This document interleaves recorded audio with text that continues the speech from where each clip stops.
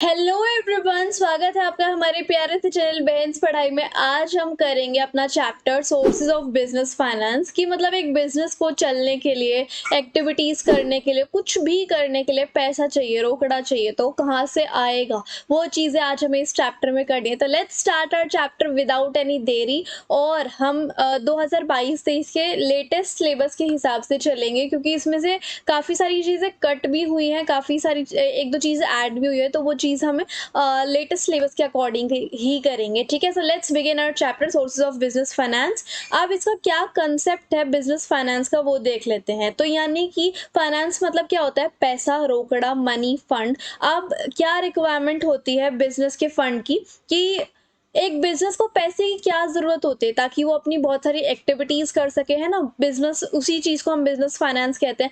Business की life के हर stage पे उसको पैसा चाहिए, और अगर उसको एडिक्वेट फंड्स नहीं मिलेंगे तो कुछ भी परफॉर्म नहीं कर पाएगा। ठीक है, so that's why business need funds on timely basis. अब बिजनेस फाइनेंस की क्या जरूरत है? सबसे पहले तो फिक्स्ड कैपिटल रिक्वायरमेंट के लिए। अब क्या होता है, अगर आपको कोई भी व्यापार स्टार्ट करना होता है ना, तो आपको अपने व्यापार को स्टार्ट करने के लिए कुछ फिक्स्ड एसेट्स चाहिए, जैसे कि लैंड चाहिए, बिल्डिंग चाहिए, प्लांट चाहिए, मशीनरी चाहिए। ये सब चीज़ें चाहिए ही चाहिए, है ना, ताकि आपका बिजनेस स्टार्ट हो सके। अगर आपने फिक्स्ड एसेट्स में इन्वेस्ट किया है, पैसा लगाया है, उनको खरीदा है, वो भी लंबे टाइम के लिए वो चलेंगी। ठीक है, फिर आपका बिजनेस काफी लंबे टाइम तक चलेगा। इसी चीज को, कि आप फिक्स्ड कैपिटल में पैसा लगा रहे हो, इस चीज को हम फिक्स्ड कैपिटल रिक्वायरमेंट कहते हैं। ठीक है, अगला है वर्किंग कैपिटल रिक्वायरमेंट। एक बिजनेस को डे टू डे चीज़ों के लिए भी तो फंड्स चाहिए। ऐसे थोड़े ना कि आपने ज़मीन खरीद ली, बिल्डिंग बना ली, फिर उसके अंदर प्लांट एंड मशीन रख दी, हो गया काम। ऐसा नहीं होता ना। और भी काफ़ी सारी डे टू डे रिक्वायरमेंट्स चाहिए होती है, डे टू डे चीज़ें चाहिए होती हैं। अब उस चीज़ को हम क्या कहते हैं? Working capital requirement. Working capital चाहिए रॉ मटेरियल्स को परचेज करने के लिए, सैलरी पे करने के लिए, वेजेस देने के लिए, रेंट और टैक्स वगैरह करने के लिए। तो हर चीज़ के लिए क्या चाहिए? पैसा चाहिए। अब आगे देखो, डाइवर्सिफिकेशन। एक कंपनी को बहुत सारे फंड्स की ज़रूरत है ताकि वो अपने ऑपरेशंस को डाइवर्सिफाई कर सके, अपने मतलब व्यापार को बढ़ा सके, एक बहुत बड़ी सी और अलग अलग प्रोडक्ट्स की कंपनी बना सके, जैसे कि आईसीटी, है ना। और आगे देखो, टेक्नोलॉजी अपग्रेडेशन की, मतलब पैसे की ज़रूरत तब भी है जैसे नई नई मॉडर्न ज़माने की टेक्नोलॉजी। अगर आप मॉडर्न डे के हिसाब से नहीं चलोगे तो आप बिल्कुल भी सक्सेसफुल नहीं हो पाओगे, आप लंबे टाइम तक टिक ही नहीं पाओगे अगर आपका पुराने टाइप का ही रहेगा। आपको ज़माने के साथ चलना पड़ेगा, मॉडर्नाइजेशन आपको करनी पड़ेगी। तो जैसे ही कोई मॉडर्न टेक्नोलॉजी आती है, आपको उसको अडॉप्ट करना पड़ेगा, और उसके लिए आपको पैसा चाहिए। समझ रहे हो? जैसे कि computers in business, growth and expansion. Higher growth जो होती है, एक बिजनेस एंटरप्राइज को चाहिए होती है। ऑब्वियस सी बात है, हर बिजनेस एंटरप्राइज हायर ग्रोथ चाहता है। तो हायर ग्रोथ के लिए हायर इन्वेस्टमेंट लगेगा, ज़्यादा पैसा लगेगा, और ज़्यादा फिक्स्ड एसेट्स चाहिए। तो फाइनेंस चाहिए ग्रोथ और एक्सपेंशन के लिए भी। अब यहाँ पर कुछ एक टेबल बना हुआ है जिससे कि आपको दिख रहा है कि कैसे कैसे एक बिजनेस जो है वो पैसा उठाता है, कहाँ कहाँ से वो उठाता है, किस किस ऑर्गेनाइजेशन से उठाता है, उसके क्या फायदे नुकसान है, वो चीज़ें हमें पढ़नी है। ठीक है, तो आप ये पढ़ सकते हो। वैसे अब हम एक एक चीज़ को डिस्कस करने वाले हैं। तो सबसे पहला तरीका होता है पैसा उठाने का, होता है शेयर्स। शेयर्स हम बहुत बार सुन चुके हैं। Share market, stock market, daily का डेली ही सुनते हैं हम। निफ्टी सुनते हैं, सेंसेक्स सुनते हैं, Bombay stock exchange of India सुनते हैं, है ना। हर चीज़ हम देखते हैं। तो क्या होता है, शेयर्स क्या होते हैं? जैसे मान लो आपका कोई बिजनेस है, उसमें 1 लाख रुपया लगा है, मतलब आपकी बिजनेस की कैपिटल कितनी है? 1 लाख रुपए की। तो अगर आपने 10,000 शेयर्स 10-10 रुपए के बेच दिए, इज इक्वल टू 1 लाख हो गया अगर इंटू करेंगे तो, है ना। तो वो आपके मतलब आपकी कंपनी की कैपिटल छोटे छोटे टुकड़ों में बढ़ जाती है, और वो लोगों में बढ़ जाती है। सो दैट इज शेयर्स, है ना। अब क्या होता है, जो लोग उन शेयर्स को खरीदते हैं और उनकी थ्रू आपकी कंपनी में पैसा आता है, so that is share capital. जब आप कोई भी शेयर अपना इशू करते हो और उस शेयर को कोई इंसान खरीद लेता है, उस खरीदने पे जो आपको पैसा मिलता है उसको आप शेयर कैपिटल कहते हो। ठीक है, और कैपिटल जो है कंपनी की छोटे छोटे यूनिट्स में डिवाइड होती है, उस चीज को हम क्या कहते हैं? शेयर कहते हैं। एक कंपनी अगर 10,000 शेयर्स को इशू करती है, वो भी 10-10 रुपए के, तो कंपनी की कैपिटल, शेयर कैपिटल कितने की हो गई? 1 लाख रुपए की। शेयर कैपिटल कितनी हुई? 1 लाख रुपए की। और जो भी इंसान एक शेयर को खरीदता है उसको हम शेयर होल्डर बोलते हैं। और दो टाइप के शेयर्स होते हैं, एक इक्विटी शेयर और एक प्रेफरेंस शेयर। बहुत इंपॉर्टेंट है इक्विटी और प्रेफरेंस शेयर्स। अब हम बात करेंगे कि इक्विटी शेयर्स कौन से होते हैं। इक्विटी शेयर्स जो है ना एक कंपनी में ओनरशिप को रिप्रेजेंट करते हैं ना। Equity shares represent the ownership of a company. और मतलब जैसे मैं ही हूँ, मैंने किसी कंपनी के इक्विटी शेयर खरीदे तो मैं उस कंपनी के एक टाइप से ओनर बन गई, मेरे अंदर उस कंपनी की ओनरशिप आ गई, ठीक है। तो मैं भी उस कंपनी की एक ना एक तरीके से ओनर कहलाऊंगी क्योंकि मेरे पास उस कंपनी के इक्विटी शेयर्स हैं। तो मेरे पास उस कंपनी के अंदर राइट टू वोट का भी हक होगा, राइट टू पार्टिसिपेट का भी होगा, समझ रहे हो इस तरीके से। अब क्या क्या एडवांटेजेस या फिर मेरिट्स हैं इक्विटी शेयर्स के, वो देखो। Permanent capital, equity share capital जो होती है वो लंबे टाइम के लिए काफ़ी इंपॉर्टेंट सोर्स ऑफ फाइनेंस होती है, वो लॉन्ग टर्म के लिए काफ़ी अच्छी होती है। नो चार्ज ऑन एसेट, कि अगर हम इक्विटी शेयर्स के थ्रू पैसा उठा रहे हैं कोई भी कंपनी तो उसको अपनी एसेट्स को गिरवी रखने की कोई ज़रूरत नहीं होती, ठीक है। हायर रिटर्न्स, इक्विटी शेयर्स जो इक्विटी शेयर्स वाले जो होते हैं उनको मतलब हाई प्रॉफिट्स अगर कंपनी को हो गए तो उनको हायर रिटर्न्स मिलने के ज़्यादा चांस रहते हैं।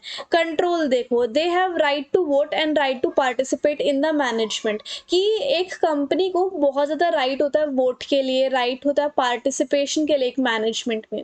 मतलब जिस भी इंसान के पास इक्विटी शेयर होगा उसके पास हक होगा वोट करने के लिए, राइट टू पार्टिसिपेट भी होगा। नो बर्डन ऑन कंपनी, की मतलब अगर कोई बर्डन नहीं होता कंपनी के ऊपर कि जैसे मतलब मैंने इक्विटी शेयर्स लिए हैं, अगर कंपनी को प्रॉफिट होगा तो वो मुझे हायर रिटर्न्स दे देगी, नहीं तो वो नहीं दे पाएगी। सो payment of equity dividend compulsory नहीं होता यहाँ। अब डीमेरिट्स क्या होता है इक्विटी शेयर्स के, वो देखो। हर इक्विटी शेयर होल्डर के पास बहुत बड़ा रिस्क होता है क्योंकि इसमें पेमेंट ऑफ डिविडेंड कंपलसरी नहीं है। अगर कंपनी को प्रॉफिट होगा तो वो आपको कुछ देगी, अदरवाइज कोई वो देगी नहीं, ठीक है। हायर कॉस्ट, इक्विटी शेयर्स को खरीदने की जो कॉस्ट होती है ना वो ज़्यादा होती है, प्रेफरेंस शेयर की कम होती है, इक्विटी की ज़्यादा होती है। डिले, इसे जो इक्विटी शेयर्स इशू होते हैं वो बहुत ज़्यादा टाइम लगाते हैं इशू होने में। Issue depends on share market condition, अब शेयर मार्केट की कंडीशन के ऊपर भी डिपेंड रहता है कि कंपनी को शेयर्स को इशू करना चाहिए या फिर नहीं करना चाहिए, इस तरीके से। तो इक्विटी शेयर होल्डर्स जो है वो ज़्यादा रिस्क बियरर होते हैं क्योंकि इक्विटी शेयर्स की जो डिमांड होती है ना वो बूम टाइम में ज़्यादा होती है, इस तरीके से। अब हमने इक्विटी शेयर्स पढ़ लिया, उसके मेरिट्स डीमेरिट्स देख लिए, अब हम पढ़ेंगे प्रेफरेंस शेयर्स क्या होते हैं। ये अगर आप लेते हो तो आप सेफ इन्वेस्टमेंट कर रहे हो। अगर आप इक्विटी शेयर्स को देखोगे तो अगर इक्विटी शेयर्स लोगे, कंपनी को प्रॉफिट होगा तभी पैसा मिलेगा, अदरवाइज आपको कुछ नहीं मिलने वाला। सो प्रेफरेंस शेयर ज़्यादा सेफ है इक्विटी शेयर से। क्या होता है अगर आप प्रेफरेंस शेयर लेते हो तो आपको फिक्स्ड रेट पे आपका डिविडेंड मिलता है और आप एक तरीके के क्रेडिटर बन जाते हो कि आपने कहीं पे पैसा दिया हुआ है, इस तरीके से। लेकिन आपके पास कोई वोटिंग राइट नहीं होता कंपनी के अंदर, है ना। अब क्या क्या टाइप्स के होते हैं equity preference shares. Cumulative preference shares, non cumulative preference share, participating preference share, non participating preference shares, convertible preference shares, non convertible preference shares. ये कुछ 6 टाइप्स के प्रेफरेंस शेयर्स होते हैं, ठीक है। आगे देखो मेरिट्स ऑफ प्रेफरेंस शेयर्स, क्या क्या मेरिट्स है अब वो देखो। इन्वेस्टमेंट आपकी सेफ होती है, क्यों? क्योंकि आपको डिविडेंड का हक होता है, आपको फिक्स्ड रेट पे फिक्स टाइम पे आपको डिविडेंड मिल जाता है इसके अंदर, चाहे कंपनी को प्रॉफिट हो या लॉस हो, इस तरीके से। नो चार्ज ऑन एसेट, यहाँ पर कंपनी को अपनी एसेट्स को गिरवी रखने की जरूरत नहीं होती अगर वो प्रेफरेंस शेयर्स को इशू कर रही है तो। कंट्रोल, आपको कोई भी मतलब इक्विटी शेयर्स वालों का कोई कंट्रोल नहीं रहता प्रेफरेंस शेयर्स वालों पर, और उनके पास कोई मतलब प्रेफरेंस शेयर्स वालों के पास कोई वोटिंग राइट नहीं होता, ठीक है। फिक्स डिविडेंड, आपको फिक्स डिविडेंड मिलेगा ही मिलेगा, फिक्स रेट ऑफ रिटर्न आपको मिलेगा ही मिलेगा। डीमेरिट्स और लिमिटेशंस, आपकी क्या क्या डीमेरिट्स है, क्या क्या लिमिटेशंस है वो देखो। कॉस्टली सोर्सेज ऑफ फंड, एक तो रेट ऑफ प्रेफरेंस डिविडेंड जो है वो ज़्यादा है ना। मतलब ये ज़्यादा डिविडेंड एक कंपनी को देना पड़ता है। Then the rate of interest on debenture, और ऐसा लगता है कि ये ज़्यादा महंगे पड़ रहे हैं कंपनी को। No tax saving, preference dividend अगर देती है कंपनी तो उनका कोई टैक्स वैक्स बचता नहीं है, इस तरीके से। Not suitable for risk takers, जो मतलब रिस्क चाहते हैं अपनी लाइफ में कि वो रिस्क लें और रिस्क से वो हाई प्रॉफिट पे कमाए, छोटे मोटे प्रॉफिट में कुछ नहीं रखा हुआ, तो जो नॉन रिस्की इंसान होते हैं उनके लिए ये प्रेफरेंस शेयर्स ठीक है, और जो रिस्क लेना चाहते हैं उनके लिए इक्विटी शेयर्स ठीक है ना। अब क्या होता है इन दोनों के अंदर डिफरेंस बिटवीन आता है। अब ये इंपॉर्टेंट है डिफरेंस बिटवीन, कैसे?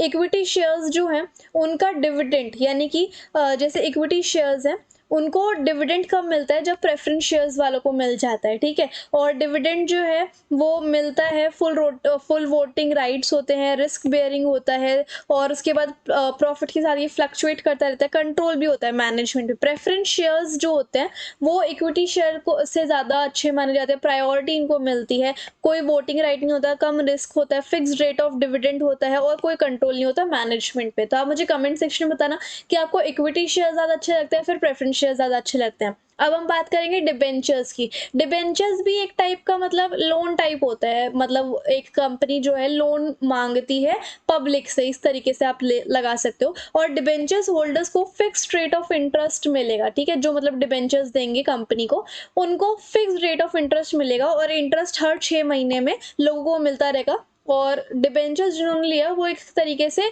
उधार देने वाले हो गए एक कंपनी को, ठीक है। टाइप्स ऑफ डिबेंचर्स देखो, secure debenture, unsecure debenture, convertible debenture, non convertible debenture, redeemable debenture और रजिस्टर्ड डिबेंचर, ये 6 टाइप के डिबेंचर्स होते हैं। तो ये चीज़ आप देखना, इनके बारे में हमें डिटेल में जाने की जरूरत नहीं है, ये जस्ट नेम है ना। अब हम पढ़ते हैं मेरिट्स क्या है डिबेंचर्स के। इन्वेस्टमेंट आपकी सेफ रहती है, मतलब आप कंपनी में अगर आप चाहते हो कि आपकी फिक्स्ड इनकम लगी रहे, आप कंपनी में डिबेंचर्स लेते हो तो आपको मिलेगा ही मिलेगा, ऐसा नहीं आपका पैसा मर जाएगा इस तरीके से। कंट्रोल देखो, डिबेंचर होल्डर के पास कोई भी वोटिंग राइट नहीं होता, ना ही कोई मैनेजमेंट पे कंट्रोल रहता। लेस कॉस्टली, डिबेंचर्स जो है वो कम कॉस्टली है अगर हम प्रेफरेंस शेयर्स को देखें तो, ठीक है। और टैक्स सेविंग, जो लोग जिस कंपनी अगर डिबेंचर्स को इशू करती है तो उनका टैक्स बच जाता है थोड़ा बहुत, है ना। अब आगे देखो डिबेंचर्स की क्या क्या लिमिटेशन है, क्या क्या दिक्कतें हैं। फिक्स्ड ऑब्लिगेशन, मतलब कि ज़्यादा हाई ग्रेटर रिस्क रहता है ना। When there is no earning, मतलब जब अर्निंग नहीं होती तब भी, मतलब कंपनी को प्रॉफिट हो या कितना ही लॉस हो, कंपनी कितनी ही डूब गई हो, उनको देना पड़ता है। क्या देना पड़ता है, लोगों जिन लोगों ने डिबेंचर्स दिए थे उन लोगों को फिक्स्ड रेट ऑफ इंटरेस्ट उनको देना पड़ता है, ठीक है। सो कंपनी चाहे किसी भी हालत में हो, ये तो उन्हें पैसा देना ही देना है इस तरीके से।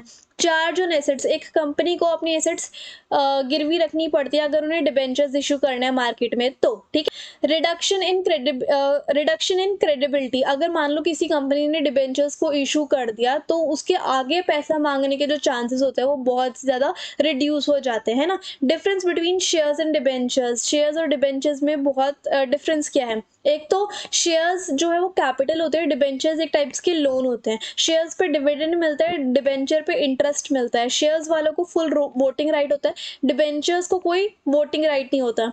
ओनर जो होता है शेयर्स का उसे हम शेयर होल्डर कहते हैं, और डिबेंचर्स का ओनर जो है वो क्रेडिटर कहलाता है, ठीक है। और यहाँ पर 2 टाइप के शेयर्स होते हैं, इक्विटी और प्रेफरेंस, जो मैं आपको पढ़ा चुकी हूँ। और ये जो है डिबेंचर्स जो है वो आपके 2 टाइप से भी ज़्यादा होता है, जैसे मैं आपको पहले पढ़ा चुकी हूँ, 6 पढ़ाए थे ना अभी मैंने, वो सब चीज़ें। और security, not secured by any charge, और ये जो शेयर्स होते हैं वो सिक्योर्ड नहीं होते, डिबेंचर्स जो है वो बिल्कुल सिक्योर्ड होते हैं, ठीक है। अब हम बात करते हैं रिटेन्ड अर्निंग्स की। रिटेन्ड अर्निंग्स कौन सी होती है कि एक कंपनी ना, कभी कभी ऐसा होता है कि कंपनी में सोचे हुए उससे ज़्यादा पैसा आ जाता है ना। एक कंपनी के पास बहुत ज़्यादा पैसा आ जाता है और कुछ वो पैसा अपने पास रख लेती है कि अगर मान लो हमें कहीं आगे जाके री इन्वेस्ट करना पड़ गया तो ये वाला पैसा काम आ जाएगा, है ना। तो टैक्स पे करने के बाद, शेयर पे करने के बाद, शेयर और इंटरेस्ट का शेयर पे करने के बाद, डिविडेंड पे करने के बाद जो पैसा बच जाता है, जो रिटेन्ड अर्निंग हो जाती है, उसको कंपनी रख लेती है री इन्वेस्टमेंट पर्पस के लिए, उसको रिटेन्ड अर्निंग बोला जाता है, और उसको सोर्स ऑफ सेल्फ फाइनेंसिंग भी कहा जाता है, ठीक है। अब ये चीज़ आपको देखने की ज़रूरत नहीं है, यहाँ पर एक न्यूमेरिकल सॉल्व करके दिखाया हुआ है जिसमें रिटेन्ड अर्निंग आपको दिखाया हुआ है कि रिटेन्ड अर्निंग कितनी हुई है, ठीक है। So it is not that much needed, okay. अब आगे देखते हैं मेरिट्स क्या है रिटेन अर्निंग्स के, वो देखो। नो कॉस्ट की मतलब ना तो इसमें आपको कोई इंटरेस्ट देना पड़ता, ना डिविडेंड देना पड़ता, ना कोई एडवर्टाइजमेंट छपवाना पड़ता, ना कोई प्रोस्पेक्टस छपवाना पड़ता एक कंपनी के लिए, ठीक है। एक कंपनी को नो कॉस्ट है। नो चार्जेस ऑन एसेट्स, कोई भी एसेट्स आपको गिरवी रखने की जरूरत नहीं पड़ती। और growth and expansion, growth and expansion जो है एक बिजनेस का पॉसिबल हो पाता है अगर वो रिटेन प्रॉफिट करे तो। अब हम बात करेंगे डीमेरिट्स की।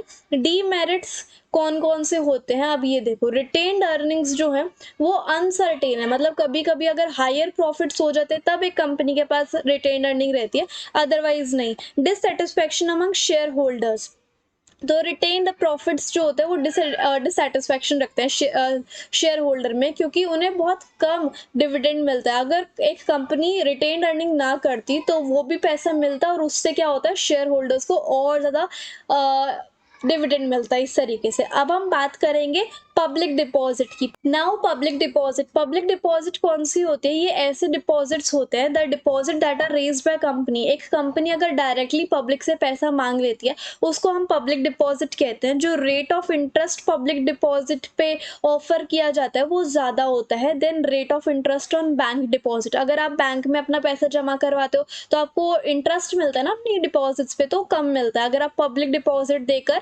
इंटरेस्ट कमाते हो तो, इस तरीके से। सो ये आरबीआई द्वारा रेगुलेट किया जाता है और 25% शेयर कैपिटल से ज़्यादा नहीं होते, ठीक है। अब आगे देखो मेरिट्स क्या होते हैं।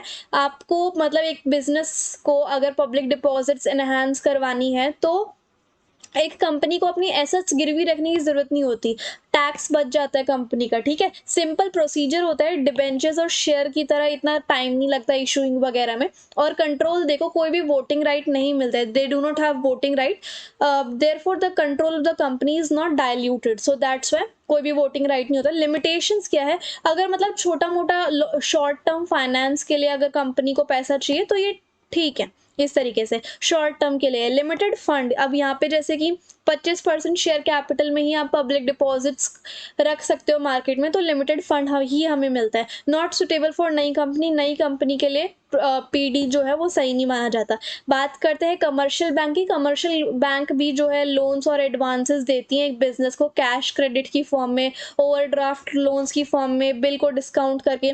Rate of interest on loan जो होता है वो फिक्स होता है, ठीक है। मेरिट्स देखो, टाइमली फाइनेंशियल असिस्टेंस। अब कमर्शियल बैंक को फाइनेंशियल असिस्टेंस जो है वो प्रोवाइड होता ही है, ठीक है। कमर्शियल बैंक जो है फाइनेंशियल असिस्टेंस प्रोवाइड करता है। सीक्रेसी, अब यहाँ पर सीक्रेसी मेंटेन होती है लोन की, है ना, कि अगर आप कमर्शियल बैंक से लोन लेते हो तो सीक्रेसी जो है वो मेंटेन रहती है। ईजियर सोर्स ऑफ फंड, यहाँ पर अब क्या होता है, अगर सोर्स ऑफ फंड जो है वो काफ़ी ईजी हो जाता है। मतलब अगर आप कमर्शियल बैंक से लोन लेते हो, एक बिजनेस अगर कमर्शियल बैंक से लोन लेता है तो ईजी सोर्स है ये, और इसमें ज़्यादा प्रोस्पेक्टस या फिर फंड्स को रेज करने की ज़रूरत नहीं होती, ठीक बैंक से सीधा बैंक से ही पैसा मिल जाता है। लिमिटेशंस क्या होती हैं? शॉर्ट या फिर medium term finance, long term के लिए ये नहीं होता है, आपको गिरवी कुछ ना कुछ रखना पड़ेगा अगर आपको लोन सैंक्शन करवाना है तो। फाइनेंशियल इंस्टीट्यूशन से भी लोन मिलते हैं, जैसे कि स्टेट और सेंट्रल गवर्नमेंट ने हमारी बहुत सारे ऐसे फाइनेंशियल इंस्टीट्यूशन सेटअप किए होते हैं जो कि कंपनीज को फंड प्रोवाइड करती है, जैसे कि IFCI, ICICI, IDBI, LIC, UTI, ये सारी ऐसी कंपनीज या फिर ऑर्गेनाइजेशन है, फाइनेंशियल इंस्टीट्यूशन है जो कि कंपनीज को पैसा दे देते हैं, ठीक है। मेरिट्स क्या है? लॉन्ग टर्म फाइनेंस ये होता है, मतलब कमर्शियल बैंक तो लॉन्ग टर्म प्रोवाइड नहीं करता, वो तो बस शॉर्ट टर्म या फिर मीडियम टर्म के लिए होता है, लेकिन लॉन्ग टर्म फाइनेंस के लिए फाइनेंशियल इंस्टीट्यूशन जो है वो बेटर रहते हैं, ठीक है। मैनेजरियल एडवाइस, अब यहाँ पर ये पैसे तो देते हैं, साथ में मैनेजरियल और टेक्निकल एडवाइस भी देते हैं फर्म, ठीक है।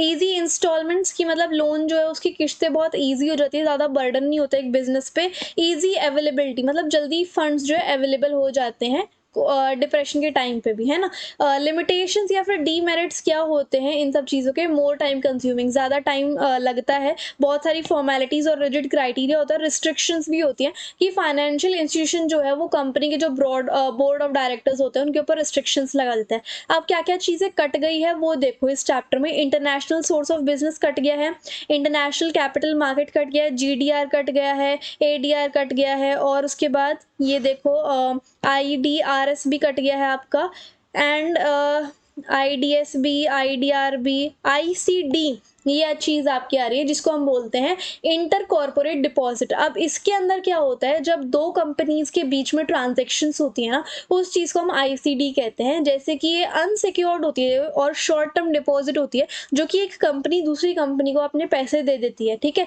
और इस डिपॉजिट में काफ़ी सारे ब्रोकर्स यानी कि जो बीच वाले मेंबर्स होते हैं वो शामिल होते हैं। रेट ऑफ इंटरेस्ट उनकी डिपॉजिट पे ज़्यादा होता है, rate of interest on the deposit ज़्यादा होता है देन बैंक्स। मतलब अगर एक बिज़नेस जो है वो किसी बैंक में अपना पैसा जमा करवाए तो इंटरेस्ट तो मिलता ही होगा, लेकिन अगर आप आईसीडी करवाते हो किसी दूसरी कंपनी में अपना पैसा रखते हो, डिपॉज़िट रखते हो, तो आपको ज़्यादा रेट ऑफ इंटरेस्ट मिलता है, ठीक है? और बिगेस्ट एडवांटेज क्या है आईसीडी का कि ये लीगल हैसल से दूर रहता है, मतलब कोई भी लीगल फॉर्मेलिटी वगैरह नहीं होती। टाइप ऑफ आईसीडीज़, क्या-क्या टाइप्स होते हैं आईसीडी के? एक तो 3 मंथ्स डिपॉज़िट होती है, ये बहुत जानी-मानी और फेमस टाइप की आईसीडी होती है।